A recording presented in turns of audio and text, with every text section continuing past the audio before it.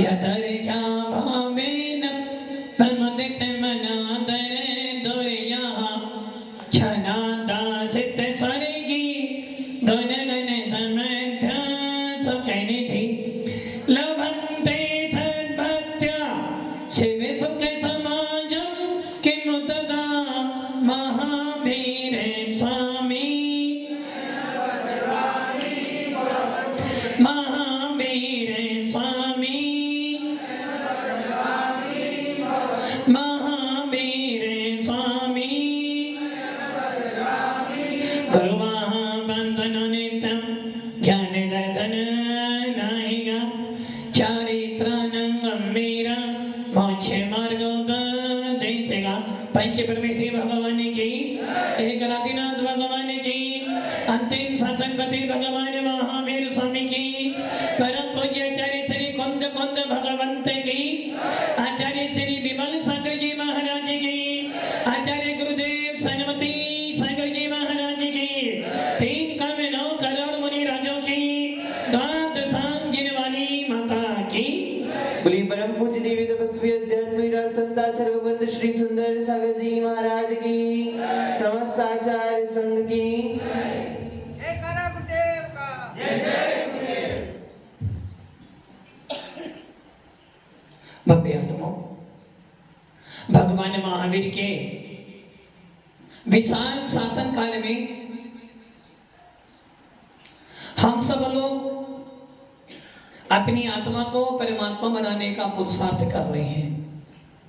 और ये सुनिश्चित है, जब भी जीव परमात्मा बनेगा, जब भी कोई भव्य जीव आत्मा को जानने का प्रयास करेगा, या जब भी कोई भव्य जीव उस भेद विज्ञान को प्राप्त करने का पुरुषार्थ करेगा, तो भगवान महावीर की वीतराग वाणी से ही करेगा।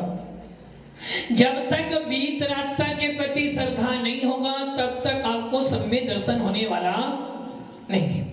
और यह भी निश्चित है, बिना सम्यक दर्शन से आपको मोक्ष मिलने वाला। आचार्य कुंद कुंद शब्द का शब्द है कि हमारे को यदि आत्मा को जानना है, आत्मा को पहचानना है, या भगवान बनने की इच्छा है, तो सबसे पहला काम आपको क्या करना है? दर्श विशुद्धि भावना भाई,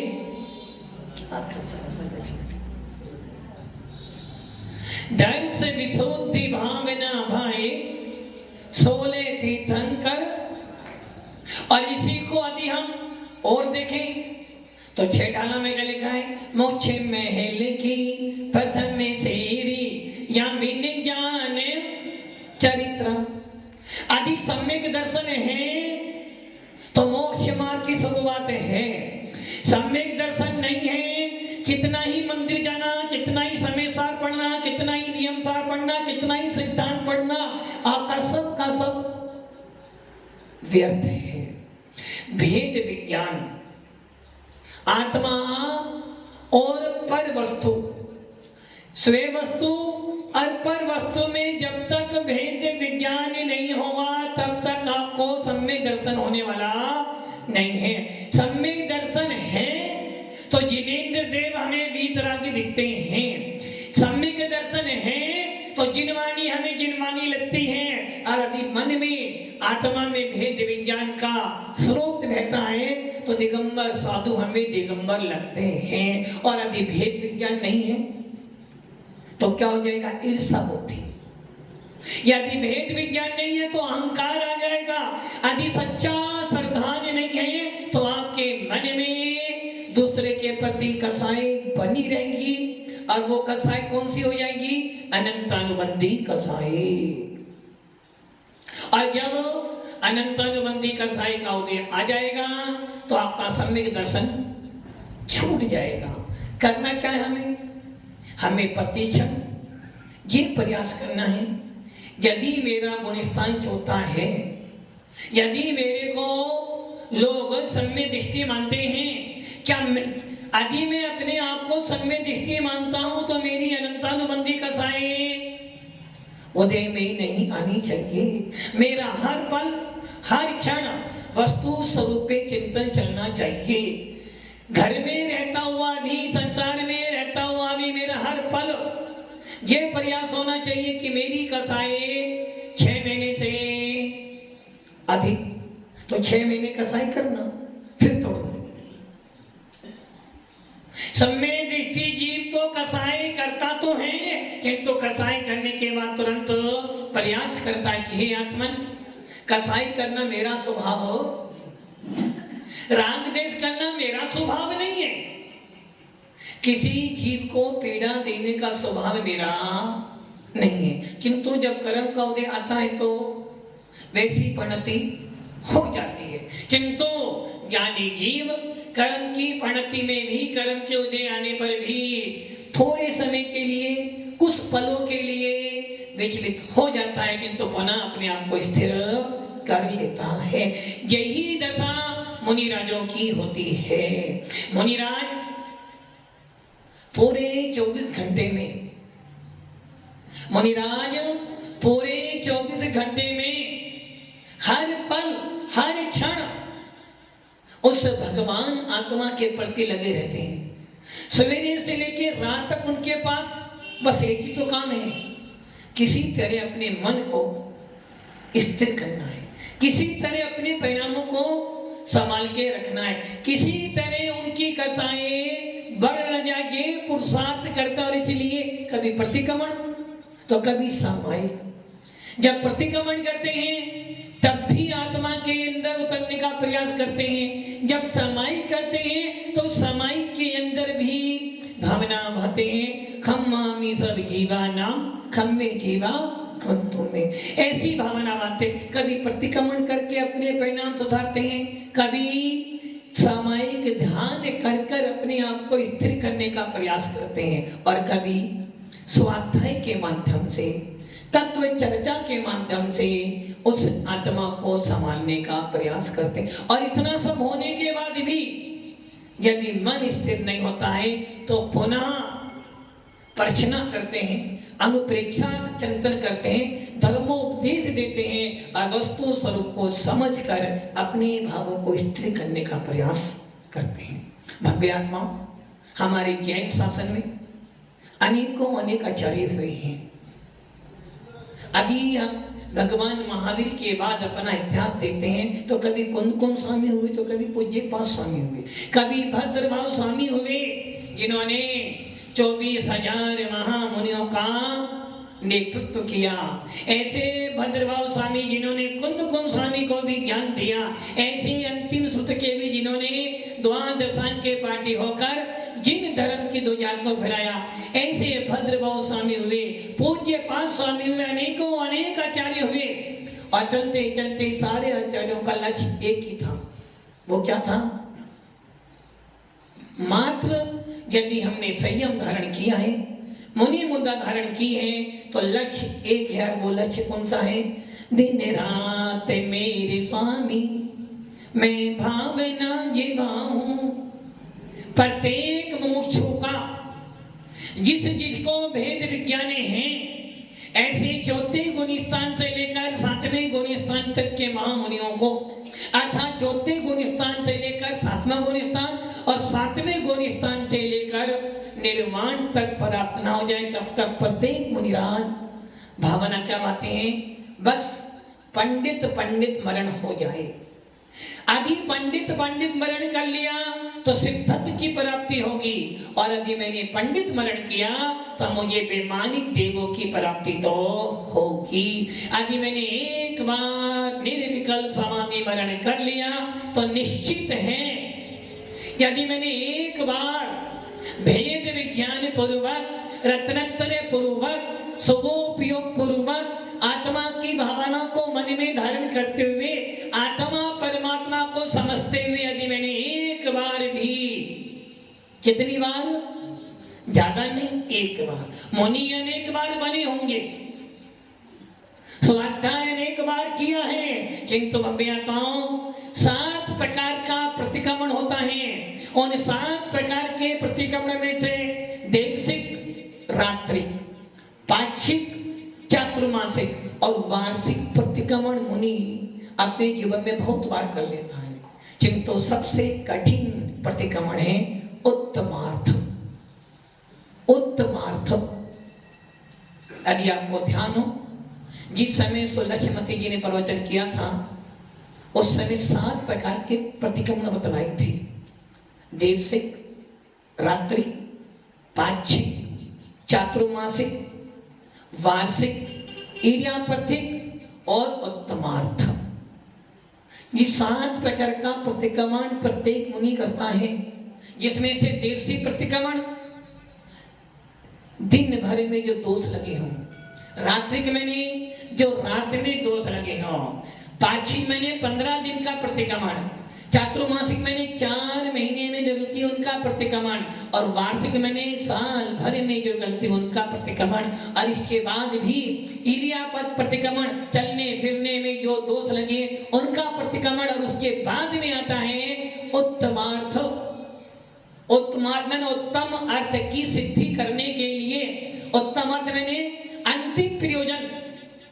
ऐसे मनुष्य पर्याय का इस पंचम काल में या मुनि मुद्रा जो हमने धारण की उसका सबसे ज्यादा परिश्रम, सबसे ज्यादा फल अधिक हुई है तो वह उत्तमार्थ प्रतिक्रमण, अर्थात जीवन भर जो मैंने साधना की, जन्म से लेकर अभी तक, शुरू से लेकर अंत तक, अब मन में किसी के प्रति राग द्वेष हो, कसाई उत्पन्न हुई हो, मेरा तेरा किया हो, तो अब वो साधक उत्तमार्थ प्रतिक्रमण अर्थात जीवन भर के लिए चारों प्रकार के आहार पानी का त्याग कर कर, जीवन भर के लिए चारों प्रकार का आहार पानी का त्याग कर कर आत्मा को आत्मा में स्थापित करता हुआ, भेद विज्ञान पूर्वक स्वोपयोग से हटता हुआ, भगवान देव सद्गुरु सबसे अलग होता हुआ, मात्र आत्मा को आत्मा में स्थापित करता हुआ उस आत्मा में लीन होने का प्रयास करता है। उस अंतिम क्षणों में जब शरीर साथ नहीं देता है, वचन मुंह से निकल नहीं पाते हैं, किंतु मनोपयोग उसका बहुत निर्मल होता है और वो अपनी सारी क्रिया, अपने 28 गुण, अपने 36 गुण, अपने 25 गुण का पालन करता हुआ अंतिम समय तक, जब तक वो सांस आ रही है उतने समय तक अपने आत्मा में लीन होने का पुरुषार्थ करता है। इसे कहते हैं उत्तमार्थ प्रतिक्रमण, सबसे कठिन प्रतिक्रमण। जीवन भर हमने प्रतिक्रमण किए, जीवन भर आलोचना की, जीवन भर प्रायश्चित लिया, उस अंतिम क्षण के अंदर एक आचार्य भगवंत जीवन भर संघ का पालन करता है। वो आचार्य भगवंत जीवन भर शिष्यों को डांटता है, कभी प्रेम से डांटता तो कभी क्रोध से डांटता है, कभी अध्ययन कराता है, कभी समाई कराता है, कभी विहार कराता है। सबका पालन करने वाला वो आचार्य भगवंत अंतिम समय में सबसे छोटा बनकर उत्तमार्थ प्रतिक्रमण करता हुआ अपनी संलेखना को साधता है। उसको हमारे भगवती आराधना में आचार्य कहते हैं पंडित मरण। अब उसके 3 भेदे, भक्त प्रत्याख्यान, इंगिनीन और प्रयोग गमन।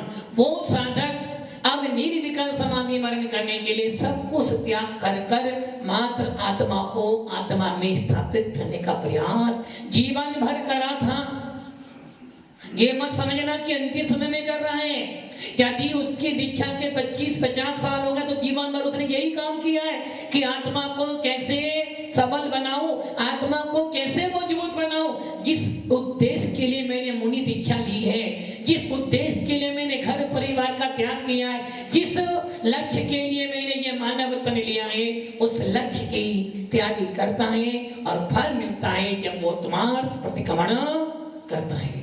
भव्य आत्माओं, आज का पावन दिवस ऐसे ही एक मुनिराज का है। अभी कुछ क्षण पहले आपने आचार्य शांति सागर महाराज की संलेखना के बारे में सुना था। उन्हीं परंपरा में शायद आप नाम जानते भी होंगे, एक आचार्य भगवंत हुए हैं जिन्होंने धर्म के क्षेत्र में भी डंका बजाया और राजनीति के अंदर भी जैनत्व को स्थापित किया। ऐसे आचार्य विद्यानंद जी महाराज, सब जानते होंगे और शायद हो सकता है इधर आई भी हो। ऐसे आचार्य विद्यानंद जी महाराज जिनका आज समाधि दिवस है। आचार्य विद्यानंद जी महाराज कहने को आप लोग कहते हो कि जैन धर्म किनका है, जैन शासन किनका, जैनियों का। किंतु भव्य आत्माओं, जैन धर्म किसी जाति विशेष का नहीं, जो माने सो उसका है। जैन धर्म तो क्षत्रियों का है, जैन धर्म तो सूरवीरों का है और जैन धर्म तो राजपूतों का है।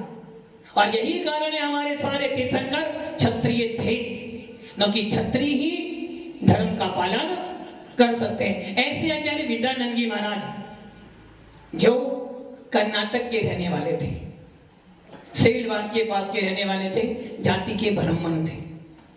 अब आप सोच लो, जाति के, और जबकि भगवान महावीर का शासन देखते हैं तो भगवान महावीर क्षत्रिय थे, सिद्धार्थ के पुत्र थे, त्रिशला के बेटे थे, किंतु भगवान महावीर राजपूत क्षत्रिय कुल में पैदा हुए, राजा के पुत्र राजकुमार थे, किंतु उनके जब वो मुनि बने और केवल जन की प्राप्ति तो उनके सारे गंधर्व ब्राह्मण ही थे। ऐसे भगवान महावीर की परंपरा को निर्बाध चलाते हुए अनेक आचार्य, और उसमें एक नाम आता है आचार्य विद्यानंदी महाराज, जो जाति के ब्राह्मण थे, जिनका नाम सुरेंद्र कुमार जैन। और आचार्य विद्यानंद जी महाराज जब घर में थे, सन 1925 में अप्रैल के महीने में उनका जन्म हुआ। 1925 आजादी से पहले, और 1925 में जब जन्म हुआ, जन्म होने के बाद उन्होंने मराठी में अपना अध्ययन किया, और अध्ययन होने के बाद थोड़ा अध्ययन हुआ कि उनको सेठ बाल के कन्नड़ स्कूल में डाल दिया, किंतु उनकी मूल भाषा मराठी थी, कन्नड़ आती नहीं थी, तो उनका मन पढ़ाई लिखाई में, खेल कूद में ज्यादा मन लगता था। और जब कन्नड़ भाषा में उनकी पढ़ाई नहीं चली तो उनको फिर सेलवाड़ के अंदर आचार्य शांति सागर जी महाराज के नाम से आश्रम बना हुआ है, उसमें भर्ती करा दिया, और उन्होंने वहां मराठी में अपना अध्ययन किया। अध्ययन करते करते करते एक बार वो एक गांव में पहुंचे जिसका नाम था एनापुर, वहीं पे पास में। उस एनापुर में पहुंचे, उस एनापुर में आचार्य कुंथू सागर जी महाराज, ये कुंथू सागर जी ने जो भी हैं, आचार्य शांति सागर जी परंपरा में आचार्य कुंथू सागर जी महाराज हुए हैं, जिनकी समाधि शायद बांसवाड़ा में हुई है। वो उनकी जन्मभूमि एनापुर पहुंचे तो वहां आचार्य महाराज के कुछ शास्त्र लिखे हुए थे। उन्होंने सुरेंद्र कुमार जी ने वो शास्त्र पढ़े और उनको जिन शासन के प्रति अगाध श्रद्धा हो गई। धीरे धीरे आगे बढ़े। कर्म का उदय तो तीर्थंकरों पर भी आया है, तो आज के मुनियों पर भी आ जाए तो कोई बड़ी बात। किंतु सूरवीर वही होते हैं। संसार में 3 प्रकार के जीव होते हैं, आप कौन से जीव सोच लेना। एक जीव वो होते हैं जो सुनते हैं भाई ऐसा ऐसा काम करना है, किंतु इस काम में संकट सुन लिया, आगे बस हमें नहीं करना। कुछ जीव ऐसे होते हैं काम शुरू करते हैं और बीच में ही, और कुछ जीव ऐसे होते हैं सुनते भी हैं, करते भी हैं और मंजिल तक पहुंच जाते हैं। भव्य आत्माओं, सुरेंद्र कुमार जी जिन शासन के प्रति अटाट श्रद्धा करते थे, श्रद्धा करते करते करते कर्म का ऐसा उदय आया कि बहुत बीमार पड़ गए, और इतने बीमार पड़ गए कि अब उनको लगा कि अब मेरा जीवन मात्र 16-17 साल की उम्र में ही उन्होंने विचार किया कि मैंने जैन शास्त्र तो पढ़े हैं ना, चलो ये नियम कर लेते हैं कि हे शांतिनाथ भगवान, यदि मैं इस रोग से बच गया तो मैं संसार में नहीं फंसूंगा, मैं तो मुनि बनूंगा। अब आप ये सोच लो, जाति का ब्राह्मण है किंतु श्रद्धा किस पर है? जिसने राग देश कामादित जीते सब जग जान लिया, सब जीवों को मोक्ष मार्ग का निष्प्रह उपदेश दिया। बुद्ध वीर जिन हरि हरि ब्रह्मा, या उसको स्वाधीन कहो भक्ति भाव से। ये चित्त कहाँ लगना है? कभी हनुमान में तो कभी सतीश जी। आप तो गुरु वाले ना, सबका मालिक, सबका मालिक। ये ध्यान रख लेना, यदि आप वीतराग शासन में जन्म लेने के बाद भी, दिगंबरत्व में जन्म लेने के बाद भी, भगवान महावीर के अनुयायी होने के बाद भी, जिन शासन को मानने वाले भी, भगवान महावीर की जय बोलने वाले, हिंसा परमो धर्म की जय बोलने वाले, जियो और जीने दो, और साथ में बोलते हो ना, जैन साधु देख लो, क्या करना। और ये भी जानते हो कि पूरे विश्व के अंदर वीतराग शासन से बड़ा कोई शासन नहीं, और नमोकार मंत्र से बड़ा कोई मंत्र नहीं, और दिगंबर साधु से बड़ा कोई संत नहीं। ये सब जानते हो, और उसके बाद क्या करते हो? आज मंगलवार है, नहीं महावीर का वार का हनुमान का वार है, मतलब कि आप सब कुछ पालन कर रहे, किंतु अंदर में क्या है? रहे सदा सत्य संगे उन्हीं का, ध्यान उन्हीं का नित्य रहे, उन्हीं जैसी चर्या में ये चित्त सदा। चित्त कहाँ भाग रहा है आपका? चित्त तो भाग रहा है रागी देसी देवी देवताओं के बीच। और फिर बात करते हो कि नहीं महाराज शुद्ध आत्मा की चर्चा करनी है। पहले शुद्ध आत्मा की चर्चा करने से पहले सबसे पहले ये नियम कर कि मैं कहीं मिथ्या में नहीं फंसूंगा। बात करते हो कुंद कुंद की, बात करते हो आत्मा से परमात्मा बनने की, और काम क्या कर रहे हो? मिथ्यात्व के। तो कहां से काम चलेगा? सोने के गिलास में, सोने के गिलास में यदि जहर भरकर पियोगे तो बच जाओगे ना, क्यों? गिलास तो सोने का है ना। वैसे तुमने क्या किया? वीतराग शासन सोने का गिलास जैसा है, और आप उसमें क्या भर रहे हो? मिथ्यात्व रूपी जहर भर रहे हो। इसलिए मैं आता हूं, यदि वास्तव में दिल से, मन से, वचन से यदि तुम्हें अपने जैन होने का गर्व है, यदि आपको अपनी आत्मा में जैनत होने का स्वाभिमान है, यदि आप वास्तव में नमोकार मंत्र को बोलते हो, तो ये नियम कर लेना, कितनी ही आपत्ति आ जाए, सर कटा देना स्वीकार है, किंतु मिथ्यात्व में सर झुकाना स्वीकार नहीं है। आचार्य विद्यानंद महाराज सुरेंद्र कुमार की अवस्था में नियम ले लिया कि हे शांतिनाथ भगवान, यदि इस रोग से बच जाऊंगा तो मुनि तो बनूंगा, और नहीं बचा, किंतु एक ध्यान रखना, परीक्षा तो आपकी भी होती है, किंतु आप परीक्षा में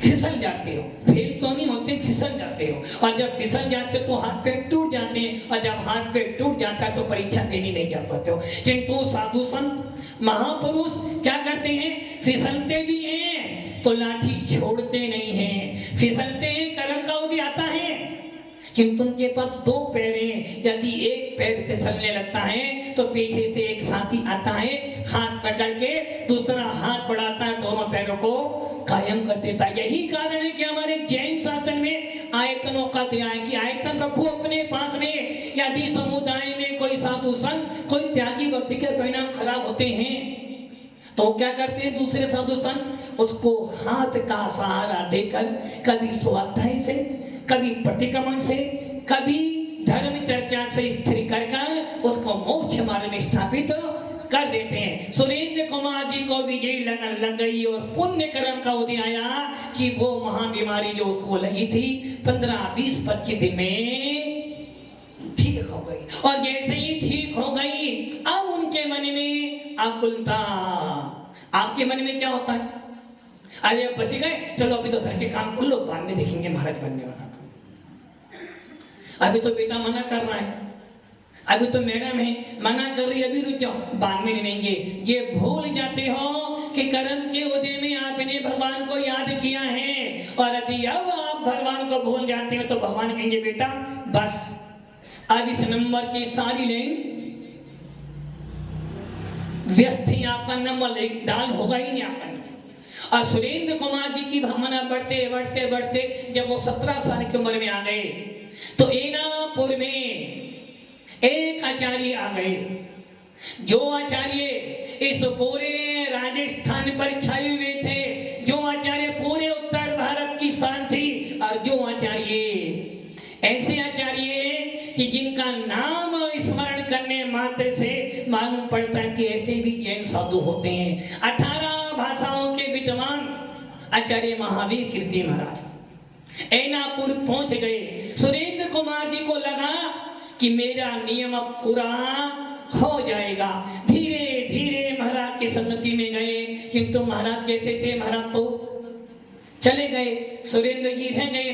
2 साल 3 साल बीते और देव योग से सन जब उनकी उम्र 20 साल की हुई, अचानक आचार्य महावीर कीर्ति महाराज ऐनापुर में पुनः आ गए। और जब वो ऐनापुर में आ गए तो उसे लगा बस अब तो गुरु गोविंद दोने हो खड़े, काके लागू पाए, गुरु बलिहारी आपकी गोविंद दियो बताए।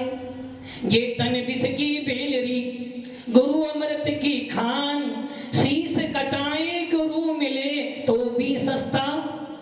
और हम लोग क्या करते हैं, गुरु छोटे से छोटे, लेकिन घर नहीं छोड़ना चाहिए, घर परिवार नहीं छोड़ना चाहिए, क्योंकि परिवार साथ में जाएगा।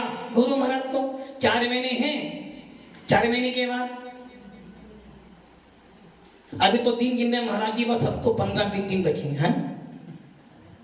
महाराज जी बहुत सेवा कर ली, बस महाराज जाए तो हमारी छुट्टी। बहुत सुन लिया प्रवचन, अब बहुत के लिया दान, अब तो घर संभालना है।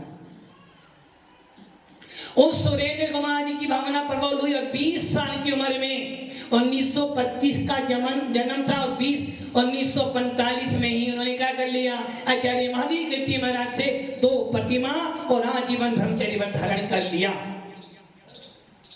धीरे धीरे और पुण्य का उदय आया।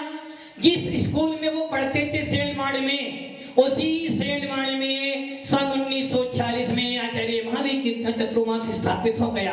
अब सुरेंद्र कुमार जी डेली प्रवचन में जाते, डेली उपदेश सुनते, स्वाध्याय सुनते। धीरे धीरे निवेदन कर दिया, गुरुदेव 2 प्रतिमा दे दी है, अब घर में तो मन, अब घर में मन। और भगवंत जब सैनी बन गया हूं, देशभक्ति बन गया हूं, फिर घर में जाऊं, अब बेटा रूठे या बेटी रूठे, पत्नी माने ना माने, मुझे अपना मन स्थिर। वो तो बाल ब्रह्मचारी थे, तो ये ध्यान रखना, बेटा रूठे या बेटी रूठे, पत्नी रूठे या घर वाले रूठे, कल्याण तुम्हें करना है। यदि तुम्हें कल्याण करना है, सबको तो राजी, सबको राजी करोगे तो मन तुम्हारा खराब हो जाएगा। आपका कर्तव्य, आचार्य कुंदकुंद स्वामी प्रवचन सार में कहते हैं, किसी की परमिशन नहीं चाहिए। जब मरोगे तो किससे पूछकर मरोगे, घर वाली से।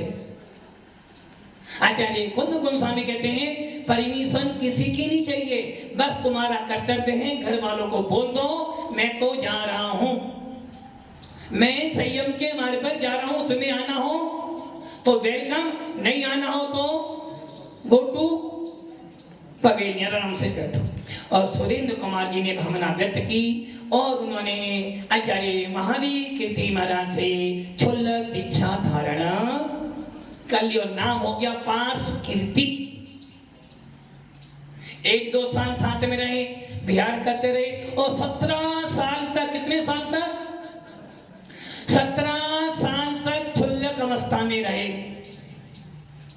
और उस क्षुल्लक अवस्था में भाव से, जबकि आचार्य विद्यानंद जी जब क्षुल्लक बने थे, कोई ज्ञान नहीं था। लोग कहते प्रवचन करोगे महाराज, बोले हमें प्रवचन करना नहीं है, तो क्या हमारी भाषा तो मराठी है।